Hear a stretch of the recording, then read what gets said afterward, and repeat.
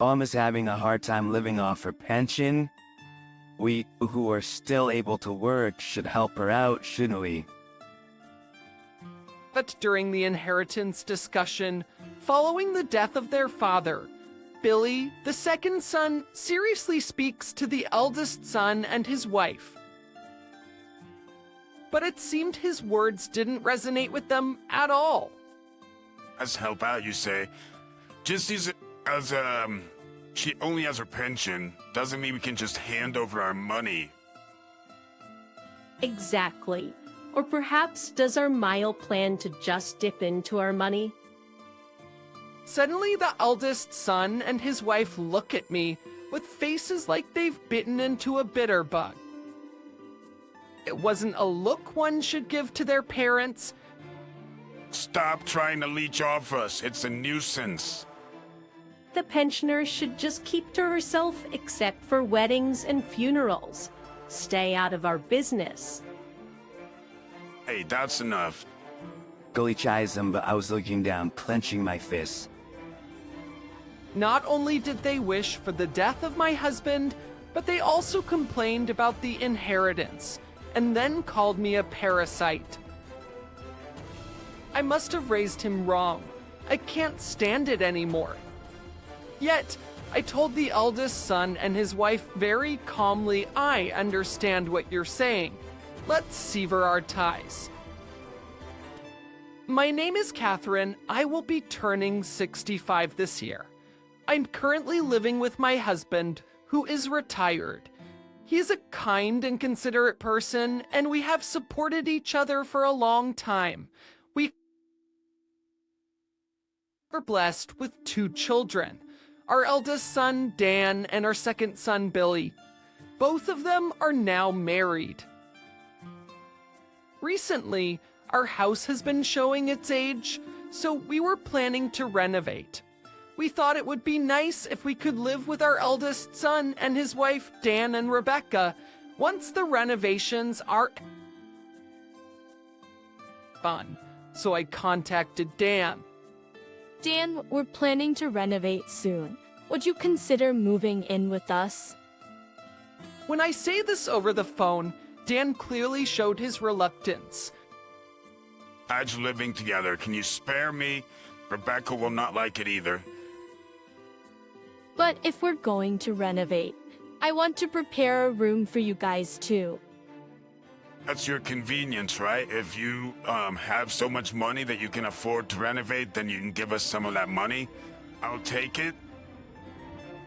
From the phone, I could even hear Rebecca, Dan's wife, saying living together is seriously impossible. I see. Let's forget about this conversation. The eldest son and his wife are always like this. For some reason, they always act superior and display a cold attitude towards us. After I hung up the phone, I conveyed Dan and the others' feelings to my husband just as they were.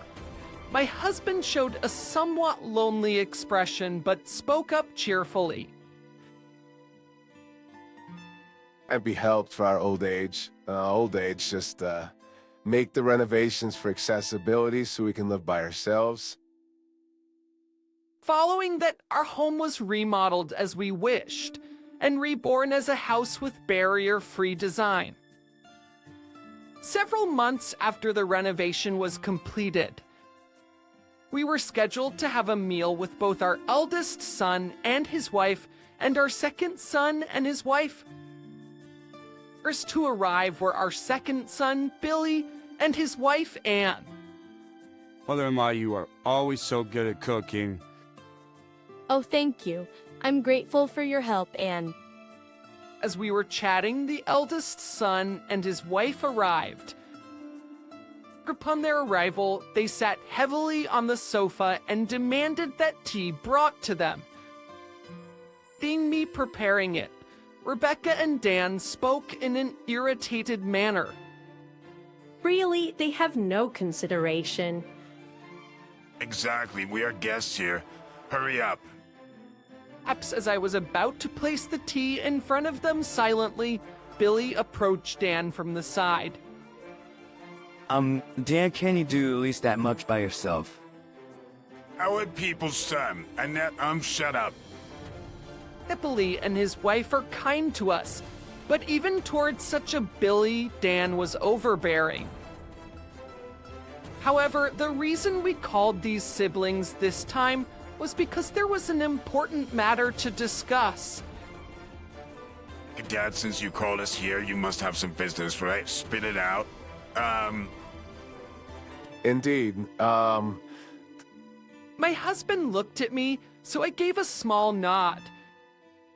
The truth is I have lung cancer. Dad, a cancer was a current situation. I insist. I'm gonna be, hospitalized starting next week, but they told me the cancer has spread all over my body, and I've got about 6 months left. Oh, that can't be. Well, Dad's old anyway. Dan muttered as if it was someone else's business. Rebecca chimed in. Well, you can't beat age, right? My uncle quickly passed away from stomach cancer, too. Her thoughtless words irritated me, and I couldn't help but raise my voice. Would you two just stop it? Out there is fight. But The father calmed me down and began to speak quietly, looking at his children. I want you guys to look after your mother after I'm gone. Of course, Dad, we'll take care of Mom, so don't worry. Us, please think about your own health. Father-in-law. The second son and his wife answered. But the eldest son and his wife were both playing with their cell phones, not seeming to listen to the father's words at all. After finishing their meal, everyone started to leave. Since the eldest son and his wife left quickly, I went outside to see off the second son and his wife. Wow, my nose tough, but hang in there. We will also help, of course. Please let us know anything. Anything. thank you, Billy Ann. With such conversation, I saw the second son and his wife off. My husband preferred palliative care over surgery and chemotherapy, so he was admitted to a hospice the following week. I started visiting the hospice almost every day, and the second son and his wife would drive me and help take care of him. However, no matter how much I called, the eldest son and his wife never visited. Just about 5 months later, my husband's condition worsened, and I called the eldest son and his wife, telling them this might be the end. They appeared reluctantly. So, the elder couple left the hospital room abruptly, not even 10 minutes after their arrival. Really seems like Dad's time is coming, huh? Hey, what's going to happen to the inheritance once Dad is gone? Dad was just a regular employee, but Mom and the rest have been living pretty comfortably, lately, haven't they? Maybe they've, been playing the stock market or something. We could probably expect, he's an inheritance, haha. Oh, I can't wait. I've been wanting to go on an overseas trip. I also want a designer handbag. All we can do now is wait for things to wrap up, huh? Eared up listening to their conversation. I couldn't possibly tell my husband about this. Unable to confront them, I silently returned to the hospital room. 2 weeks later, he passed away. I wept for a long time by his side, but Billy and his wife were there, comforting me. Thanks to their support, I was able to hold it together, and the funeral went without a hitch. It's about Dad's inheritance. Essen, what the hell, Dan? We just had the funeral today. Just with a sigh, I spoke up. We'll arrange a meeting to discuss the inheritance next week. For today, please just go home. At these words, the elder couple grinned, then promptly left. Then, the following week, the cheerful elder couple and the serious younger couple arrived at our home for the inheritance meeting. I told the two couples in front of me, first off, I should mention that your father's inheritance amounts to about $30,000. What? As I broke the news, Dan looked flabbergasted. I'd like to split this as per legal inheritance shares, with me taking half and each of you getting a quarter. Wait, hold on, starter. So is me. Hold on, are you sure there's only $30,000? I passed him a thick envelope. I said, all the documents are in here. Please check them. After looking through the documents, Dan and Rebecca's faces contorted in frustration. Oh damn, Dad was really strapped, huh? So we're only getting $7,500 each. That's too little. If it's this low, give us the house too. At the clearly dissatisfied couple, Billy responded in an angry tone. Our mother's still living in that house. Don't care, it's because you wasted money on renovations that were left with nothing. So, If the inheritance is this small, give us the house too. I calmly told the irritated couple. This house was painstakingly renovated by your father so we could live here in our old age. I won't just hand it over, I'll keep it as long as I live. what? It's not fair for you to keep everything to yourself. Dan quit. We're gonna renounce our inheritance. You should take our part too. Dad would rest easy knowing that. For some stuff there, if they don't want it, give their part to us. Yes, we'll gladly take it. And that's impossible. Mom's living on her pension. It's tough. We and me who are working even a little should be supporting her. He should Billy sincerely scolded his older brother and his wife, but his words didn't seem to affect them at all. When you say support, just because she's only got her pension, doesn't mean we can just give our money away. Exactly. Or perhaps Mill was planning to siphon off our money from the beginning. The older couple looked at me with an expression as if they had just chewed on a bitter bug. Their eyes were not the kind one should direct at a parent. Stop behaving like a parasite. It's a nuisance. Old ladies living on pensions should keep out of everything except for weddings and funerals. Just stay quiet. Hey, stop it now. Elise scolded them, but I had my head down and was clenching my fists. I wondered where I had gone wrong in raising him. Tears welled up in my eyes with regret, but I couldn't lose my composure here.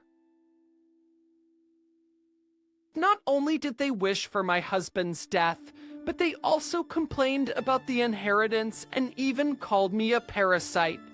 I gathered my feelings and said very calmly to Dan and Rebecca, I understood. When I said that, the older couple looked surprised for a moment, but quickly broke into a smirk. Billy, that's the best news I've heard. Does this mean we don't have to deal with the old lady anymore? Lucky? Patrick, as Dan and Rebecca hurried to leave, they sarcastically called out to Billy and his wife. So there you have it. You guys look after the old lady. Good luck taking care of the parasite. As the stormed out, Billy and his wife rushed over to me. Mom, are you okay? They're just too awful. Mother-in-law, we are always by your side. Please don't be upset. A few months later, while I was relaxing at home, Dan and Rebecca appeared with Billy. What's going on? We've severed our ties, haven't we? Hey, old lady, we need to talk. Indeed, come on in. The eldest son and his wife shouting at the entrance, their faces flushed red. From the side, Billy spoke with an apologetic tone. Oh, sorry, Mom's like, I was asked about the house in the house and I couldn't help but tell them. I let them into the house. The moment they were let into the living room, the eldest couple began to raise their voices. What do you mean you're giving the house to Bill? Exactly, you're disregarding Alex and Edith, the eldest couple. What's that all about? Billy said he would maintain the house and preserve your father's memories. That's why I decided to leave it to him. But what do you mean? What do you mean? Dan stared at me, taken aback. I smiled warmly at the apologetic-looking younger couple. Billy and I have something to tell you. Billy said he would maintain the house and preserve your father's best memories. That's why I decided to leave it to him. Seeing my surprised eldest son, I let out a sigh and continued matter-of-factly. Remember how last year my father, your grandfather, passed away? Billy attended the funeral, but you couldn't because you were out of town, remember? Finally, the inheritance has been settled, and I've started receiving rental income. The eldest couple's faces looked as if they had been hit by a bolt from the blue. We never heard anything about that. I never mentioned it. How much we talking about? Well, it's about $3 million a year, so it's easy for me to give one of the houses to my adorable son and his wife. Hey, wait, hold on a minute. If Billy and his wife get some, then we should too. Why should I split my assets with someone who called me a parasite? Wasn't it you who told me to stay away? Well, that's, If you're going to call me a parasite, then please don't leech off me. At my sharp words, Dan and Rebecca began to stutter in response. I glared at them both and pointed to the door. Alright, the conversation is over. Please go home now. hey, hold on. Mom, please listen to me. And approached me flustered and suddenly clung to my arm. I looked at him with a cold gaze. You have no right to call me Mom. Please, you can give us some of the house and money too. We're struggling. And then started to explain hesitantly. I looked at them and spoke. From now on, I'll transfer my assets to Billy while I'm still alive. I won't give a penny to you who cut ties with me. Please never bother us again. Billy stood up to the crestfallen eldest couple. If you understand, then go home quickly. Don't come near Mom or us ever again, right? And Billy showed the deflated two out the door. He was rubbing my back, which was still breathing heavily. The eldest couple apparently ended up going bankrupt after getting into debt to repay their existing debt. From their rundown apartment, it said you could hear Dan and Rebecca arguing. Bang for them who couldn't manage the simple act of cherishing their family. A decent future probably isn't in the cards. Before them, who couldn't manage the simple act of cherishing their family. A decent future probably isn't in the cards. As for me, since I passed the house on to Billy, I bought and moved into an apartment nearby that comes with caregiving services. Billy and his wife often come by to visit, and they've recently had an adorable baby. I want to continue building a good relationship with Billy's family and cherish each and every day.